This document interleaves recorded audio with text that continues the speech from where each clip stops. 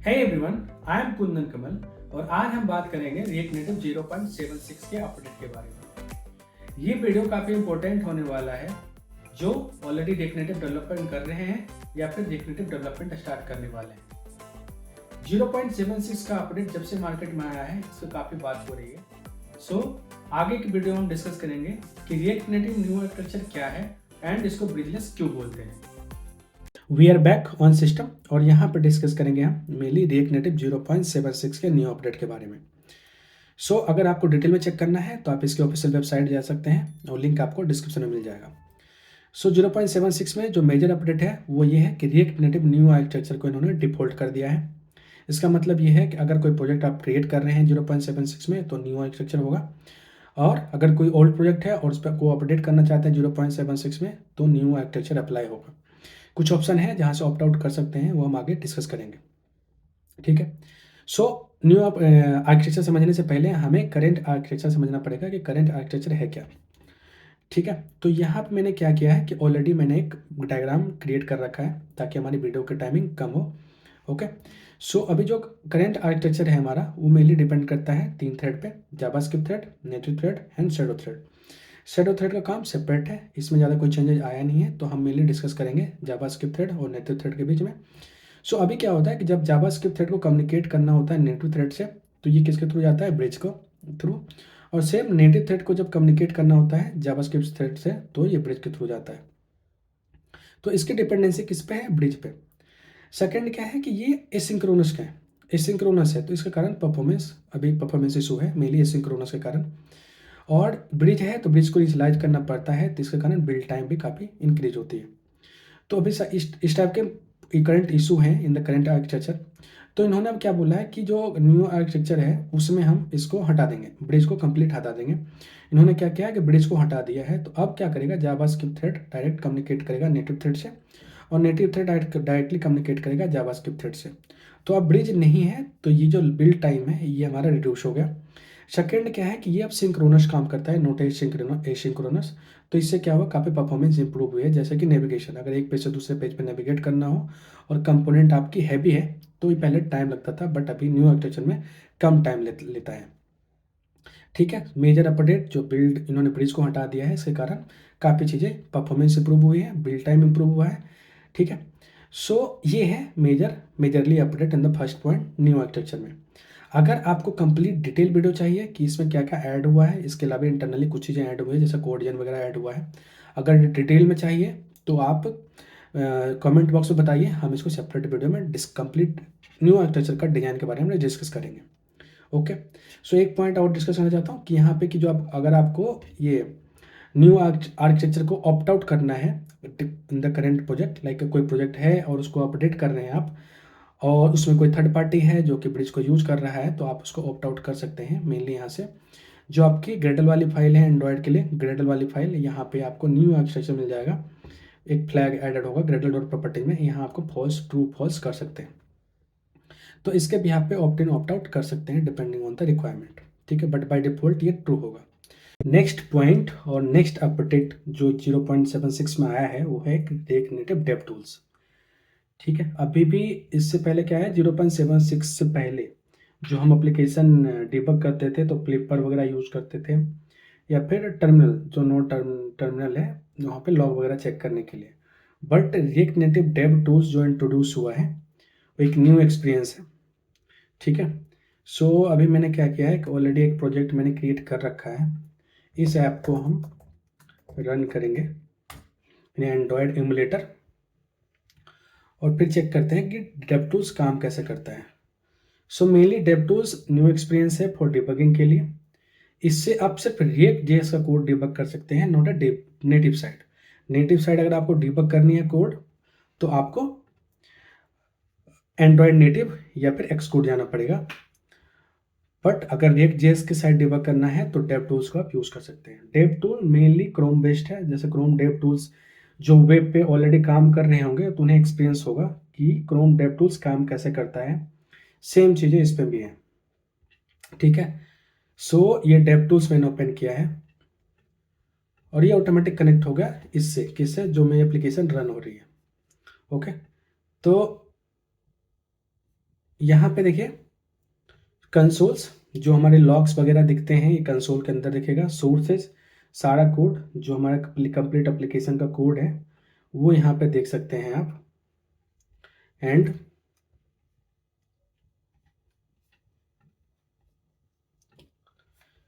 Memory, जो flipper वगैरह में स्नैपशॉट लेकर हम चेक करते थे कि कितनी मेमोरी लोड हो रही है कौन से पेज का, वो सारी चीज़ें आप चेक कर सकते हैं। कंपोनेंट है, प्रोफाइलर है। तो काफ़ी न्यू एक्सपीरियंस है डिबगिंग टूल के लिए। और काफ़ी यहाँ से ये भी है कि फ़िल्टर इजीली फ़िल्टर कर सकते हैं। नहीं तो नोड वगैरह में उसमें क्या होता है, टर्मिनल वगैरह आप यूज़ करते हैं तो थोड़ा कम्प्लेक्स हो जाता है अगर मल्टीपल लॉग्स है तो। ठीक है, तो ये हमारा डेव टूल्स है, आप इसको यूज़ कर सकते हैं। जैसा कि मैं अगर यहाँ पे लॉग करूँ, ऐड करूँ एक, ठीक है, एक सैम्पल प्रोजेक्ट है ये। तो सैम्पल प्रोजेक्ट है, यहाँ पे क्या करेंगे हम, एक लॉग ला के चेक करेंगे बस। Use effect hooks,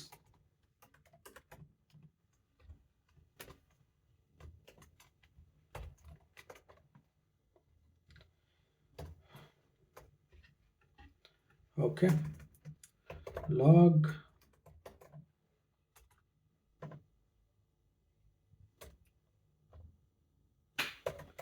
use effect.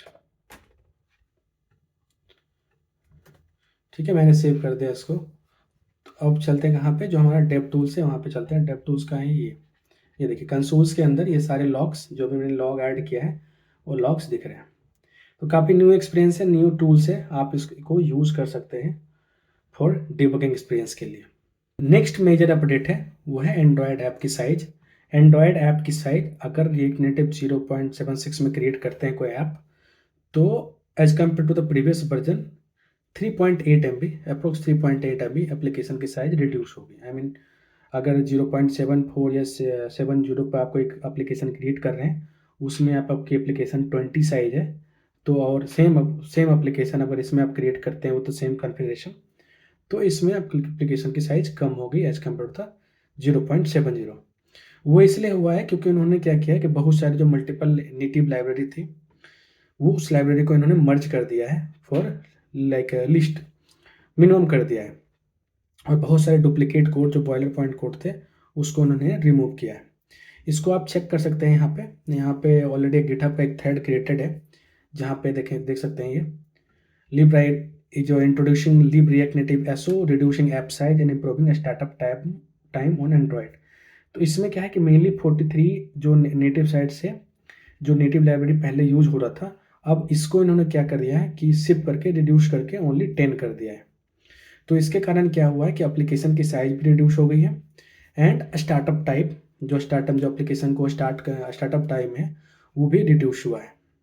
ठीक है, तो ये काफ़ी इंपॉर्टेंट अपडेट है mainly for in this react Native 0.76। Next highlight और नेक्स्ट अपडेट जो इसमें आया, आई मीन नेक्स्ट फीचर जो आया है वो है प्रॉप्स। उन्होंने प्रॉप्स कुछ ऐड किया, दो प्रॉप्स, एक box shadow and filter props.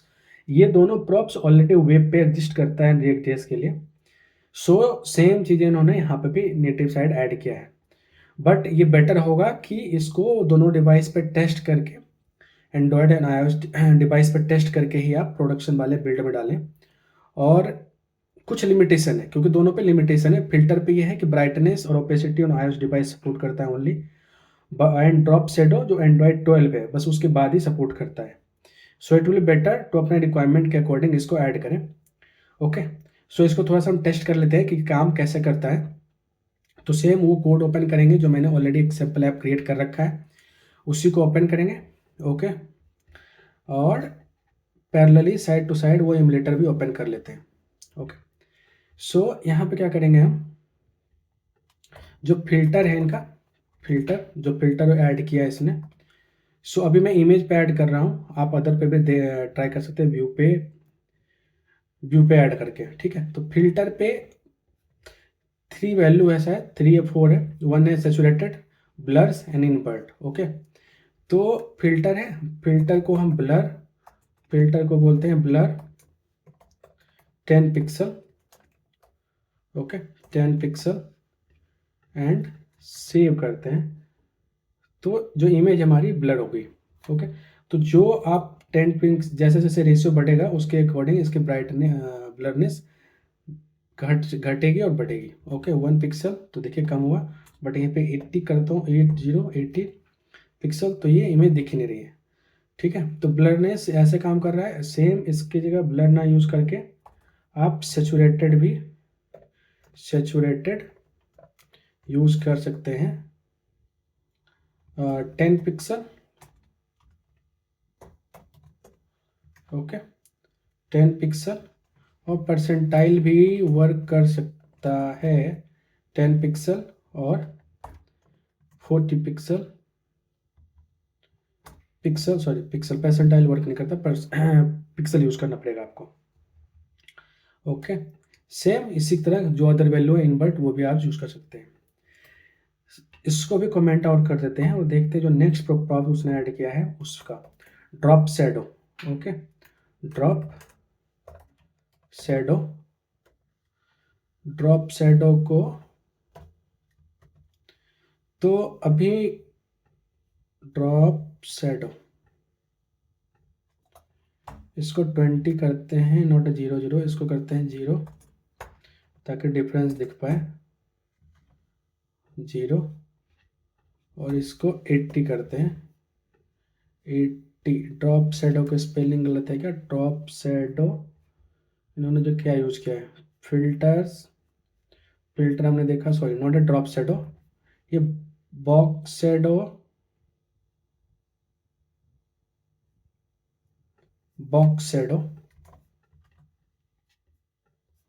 ये बॉक्स शैडो है, नॉट ए ड्रॉप शैडो। ठीक है बॉक्स शैडो, तो आपके अकॉर्डिंग अपने अकॉर्डिंग इसकी वैल्यू इंक्रीज और डिक्रीज कर सकते हैं।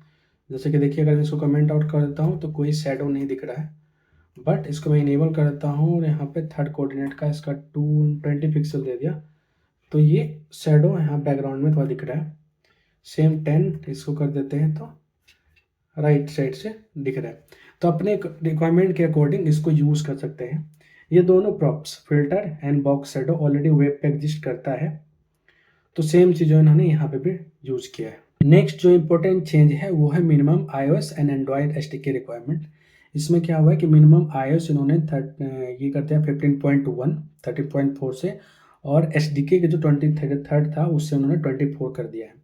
तो अगर आप प्लान कर रहे हैं 0.76 पे मूव करने के लिए, सो इट विल बेटर कि आप अपने प्रोजेक्ट का रिक्वायरमेंट चेक कर लें कि 15.1 आप दे सकते हैं या नहीं दे सकते हैं। सेम फॉर एंड्रॉयड 24 दे सकते हैं या नहीं दे सकते। ठीक है, सो ये तो था update minimum iOS and SDK requirement. Next जो है बंडलर, इन्होंने बंडलर में भी काफ़ी इंप्रूवमेंट हुआ है।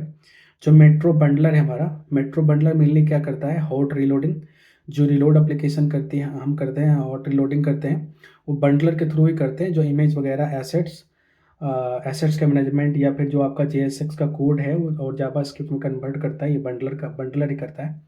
सो बंडलर के स्पीड में भी काफ़ी इंप्रूवमेंट हुआ है। आप खुद कंपेयर कर सकते हैं 0.76 से पहले कि कोई ऐप को क्रिएट करके और 0.76 पे ऐप क्रिएट करके, आप दोनों की जो लोडिंग स्पीड है, लाइक एप्लीकेशन बिल्ड करके रन करने का जो स्पीड है, आप यहाँ पे चेक कर पाएंगे। सेम इन्होंने ट्विटर पर डाला कि 15x फास्टर है as compare to the previous version for sure. Okay, तो ये तो मेट्रो बंडलर में भी इंप्रूवमेंट है। नेक्स्ट एंड जो लास्ट है कि जिन्होंने CLI क्या किया, रिएक्ट नेटिव CLI जो हम यूज़ करते थे उन्होंने डिकपल कर दिया। डिकपल मतलब उन्होंने जो पहले से इनबिल्ड आता था उसे हटा के साइड कर दिया है। अगर आपको रिक्वायरमेंट है तो आपको उसको एक्सटर्नली ऐड कर सकते हैं। अगर रिक्वायरमेंट आपके प्रोजेक्ट की रिक्वायरमेंट है कि उसको ऐड करना ही करना है तो आप एक्सटर्नली ऐड कर सकते हैं, बट बाय डिफ़ॉल्ट नहीं आएगा। आई मीन अगर आप प्रोजेक्ट क्रिएट करते हैं तो डायरेक्टली उसके साथ नहीं आएगा। रिक्वायरमेंट है तो आप उसको यूज़ कर सकते हैं। ओके, सो ये थे जो important update in React Native 0.76।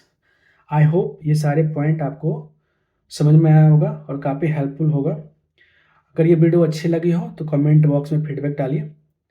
Thank you for watching, will see you in the next one.